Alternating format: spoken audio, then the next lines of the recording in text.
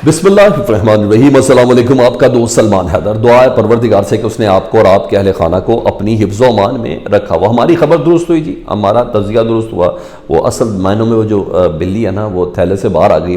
आज खबर मनिका साहब के नौकर का जिस तरह बयान अदालत के अंदर रिकॉर्ड किया गया, जिस तरीके से उसको लाया गया और जिस तरीके से एक हाइप बनाई गई, और उसके बाद मीडिया की टॉप स्टोरी उसको रखा गया और फिर सोशल मीडिया की उसको जीनत बनाया गया। यानी मतलब सबका ट्रेंड सिर्फ और सिर्फ एक था कि इमरान खान और बुशरा बीबी एक कोई आला किरदार के मालिक लोग नहीं हैं, और इसलिए हमने जहाँ सैफर की तरफ बना रहे मामला, जहाँ हम 9 मई बना रहे हैं उनके ऊपर मामला, जहाँ तोशा खाना उनके ऊपर बना रहे मामला, चाहे 190 मिलियन पाउंड का बना रहे मामला, हमें इतनी समझ आ गई कि वहाँ से निकलना कुछ नहीं। तो इस तरह करते हैं, सीधा वोटर के ही सीने पे हाथ मारते हैं। तो यही हुआ, लेकिन उस हाथ को पूरा बांटा पोड़ा जी। हामिद खान साहब सीनियर तरीन वकील हैं सुप्रीम कोर्ट के, उन्होंने बहैसियत कानून दान, जी हाँ, उस हैसियत से उन्होंने बताया कि क्या हैसियत है, और उन्होंने बताया कि इस बयान की क्या कानूनी हैसियत है। हामिद खान साहब कहते हैं, और वैसे भी चीज़ें दो वजह से होती हैं ना सर, या तो आपको किसी को सियासी नुकसान देना हो या आपको इखलाकी नुकसान देना हो, अदरवाइज़ और तीसरी कोई चीज़ तो है नहीं है। तो हामिद खान साहब कहते हैं कि जिस तरह ख़ावर मानिका के इंटरव्यू की जो उन्होंने शाहज़ेब खानज़ादा को दिया था, उसकी कोई कानूनी हैसियत नहीं है ना।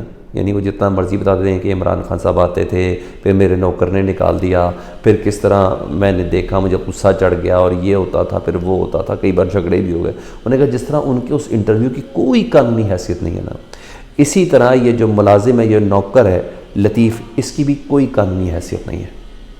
यानी कानून की किसी किताब में इन गवाहों का वो नहीं। तो फिर आप कहेंगे कि सारी बातें प्लेटफॉर्म क्यों इस्तेमाल किया गया? सर, इसके अलावा कोई प्लेटफॉर्म बनता नहीं था। यानी हमारी बात बिल्कुल दुरुस्त है कि अदालत में बयान रिकॉर्ड कराकर किरदार कशी को एक सॉलिड मंतक दी गई है। क्योंकि वैसे मुलाजिम एक सोशल मीडिया पे जाता, किसी और जगह पे जाके इंटरव्यू देता, तो वो बात ही नहीं बनी थी। पता चलता था कि जनाब जिस तरह वो हो रहे हैं ना, सॉफ्टवेयर अपडेट हो रहे हैं, उसी तरह कोई वीडियो पैगाम हो गया है या कोई ऑडियो पैगाम जारी हो गया है या कुछ इस तरह का हो। ये अदालत के अंदर जाके बाकायदा तौर पर किया गया, क्योंकि और कोई कुदरती रास्ता निकल नहीं रहा था, और इसलिए इन्होंने इद्दत में निकाह का शोशा छोड़ा और ताकि किरदार कशी की जाए, बस सिर्फ और सिर्फ इसलिए इतना गलत गलीज़ किस्म का ये बयान बनाया ये जो मुलाजिम है, नौकर है लतीफ़ की तरफ से, ताकि फिर मीडिया पे जिस तरीके से उस बयान को जारी किया गया, मैं लफ्ज़ जारी बोल रहा हूँ, जारी कोई ख़ास ताकत करती है, हमेशा याद रखना, वो जारी किया गया। अब ये देखें ना, ये मुलाजिम 35 साल से है, ख़ावर मानिका का मुलाजिम, इसने उसका लिहाज ही नहीं किया कि इन हरकतों से ख़ावर मानिका के दामन पे कितने दाग लग रहे हैं, उसकी कितनी बेगैरती साबित हो रही है, उसके घर का माहौल कितना 2 नंबर साबित हो रहा है। सिर्फ ये 35 साल का ये मुलाजिम है, तो ख़ावर मानिका की इज़्ज़त पर कितना बड़ा सवाल है। तो भाई नहीं, सिर्फ और सिर्फ मकसद जो है ना वो किरदार कशी है, इसीलिए इस शख्स को तैयार किया गया था, और कोई कानूनी हैसियत नहीं है। ठीक है, अब ये आपने फैसला कर रहे हैं, अपने गिरदोनवा में देख के फैसला कर रहे हैं कि क्या इसका कोई फ़ायदा हुआ, इमरान खान साहब की इज़्ज़त में कोई कमी हुई है या नहीं हुई है, वो आप खुद ही फैसला कर लीजिएगा। उधर एक और बिल्ली थैले से भी आ गई। मैंने कहा पैटर्न है, सिर्फ और सिर्फ क्यों में लगी हुई चीज़ें, एक हिट होती है फिर दूसरी आती है, फिर दूसरी हिट होती है फिर तीसरी आती है। वही हुआ जो प्लान था जी। और अकबर एस बाबर साहब पहले सोए हुए थे, और फिर इलेक्शन कमीशन 70 दिन तक सोया हुआ था, उन्हें इंट्रा पार्टी इलेक्शन पे फैसला ही महफूज करके रखा था। फिर 70 दिन बाद पीटीआई के वकीलों ने जब बहुत ज़ोर लगा लिया ना, तो उन्होंने कहा जी महफूज फैसला सुनाते हैं। 20 दिन की इनको टाइमलाइन दी इंट्रा पार्टी इलेक्शन कराने की इलेक्शन कमीशन ने, कि अदरवाइज़ बल्ले का निशान छीन लिया जाएगा। फिर 20 दिनों की इस टाइमलाइन पर डरते डरते पाकिस्तान तहरीक के सामने पेशावर के कोने में जितने भी अफराद मैसर ईजीली पहुँच सकते थे, और जिनको पुलिस और सिक्योरिटी से और उन लोगों से जो गायब कर देते उनसे दूर रख कर लाया जा सकता था, डरते डरते उन्होंने इलेक्शन कराई। ये मेरे सामने खुद बोला हुआ जी पीटीआई की क़यादत ने, कि इन हालात में ये कह रहे हैं कि जब हमारे लोग बाहर आ गए तो उनको गिरफ़्तार कर लिया जाएगा। तो हम यही कर सकते हैं। वो कराची के नकवी साहब, उन्होंने भी मुझे यही बताई थी बात। तो इन हालात में फिर आपको पता वो इलेक्शन हुए, और फिर अकबर एस बाबर मरकज़ी सेक्रेटेरिएट पहुँचे इलेक्शन से पहले, और उन्होंने वोटर लिस्टें मांगी, हालांकि वो कहीं से लाइक ही नहीं थे इस चीज़ के, और फिर वोटर लिस्टें भी मांगी और फिर तरीक़ाकार भी मांगा। फिर इलेक्शन हुआ, बैरिस्टर साहब जीत गए, بیرسٹر گوہر صاحب، اور پھر انہوں نے اس الیکشن کو چیلنج کر دیا، پریس کانفرنس کر دی، صرف اکیلے نہیں کی، 5 دیگر افراد تھے، ایک ثوابی سے تھا، ایک ٹوبہ اسٹیک سے تھا، ایک اسلام آباد سے تھا، کوئی ایک لیبر ونگ کا تھا، یہ 5-6 بندے لا کے انہوں نے درخواست روک دی، لو جی یہ ہو گیا۔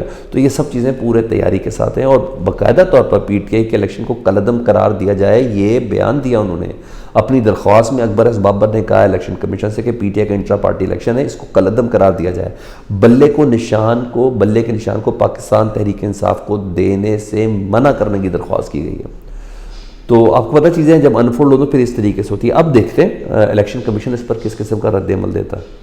اب یہ ضرور دیکھنا ہے کہ اکبر ایس بابر کو اچانک نیند سے جو بیدار ہوئے وہ کیوں ہوئے، کہیں نظر ہی نہیں آ رہے تھے، 70 دن تک الیکشن کمیشن نے فیصلہ محفوظ کیا ہوا تھا، تو بلیاں نکل رہی ہیں، ایک بلی بھی نہیں، بلیاں نکل رہی ہیں تھیلے سے باہر، عدالتوں میں گواہوں کی شکل میں ایک بلی نکلتی ہے، ادھر الیکشن کمیشن میں درخواستوں کی شکل میں بلی نکلتی ہے، اور بس کئی بلیاں پالی ہوئی ہیں کوئی بلی رکھنے والوں نے۔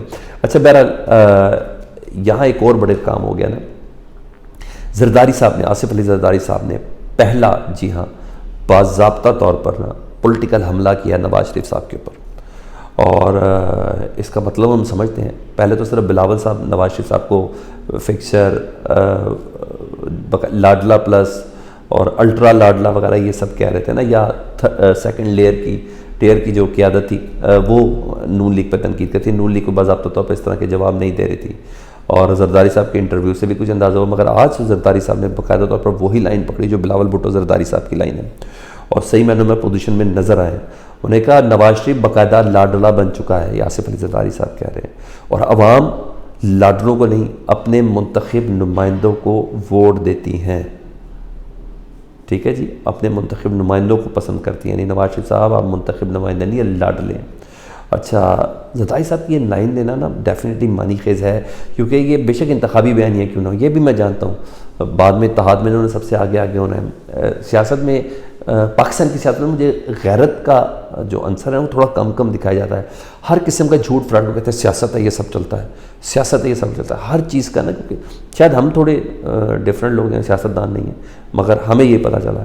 تو بہرحال ملاقات بھی ایک ڈیو تھی آصف علی زرداری اور نواز شریف صاحب کی، اور اس ملاقات کو بھی ہونا تھا، وہ بھی نہیں ہو پائی، تو معاملہ تھوڑا گڑبڑ تو ہے، اگر میں فری اینڈ فیئر تجزیہ دوں اس کے اوپر تو تھوڑا سا ہے۔ وہاں وزارت خزانہ نے، یعنی جو شکوک تھے وہ مزید دفن ہوتے جا رہے ہیں۔ کل وعدہ کیا تھا کہ 2 دن کے اندر پیمنٹ جاری کر دیں گے الیکشن کمیشن کو، نا سیکرٹری خزانہ کو بلایا تھا، آج انہوں نے کہا 2 دن کیا، بہت میڈیا پہ تنقید ہو رہی تھی، سوال آ رہے تھے تو ابہام پیدا ہو رہا تھا نا، تو آج 17 ارب 40 کروڑ مزید جاری کر دیے جی وزارت خزانہ نے، اور یہ کل کی یقین دہانی کے بعد، تو مزید پیسوں کی یقین دہانی بھی رہی، مزید چاہیں گے ہم مزید بھی دے دیں گے، اس لیے پریشان آپ نے نہیں ہونا، یہ چیزیں۔ ادھر ایک اور چیز جہاں احسن اقبال صاحب یہ کہتے ہوئے نظر آ رہے ہیں کہ دراصل دانیال عزیز صاحب پیپلز پارٹی میں جانے کی راہ ہموار کریں۔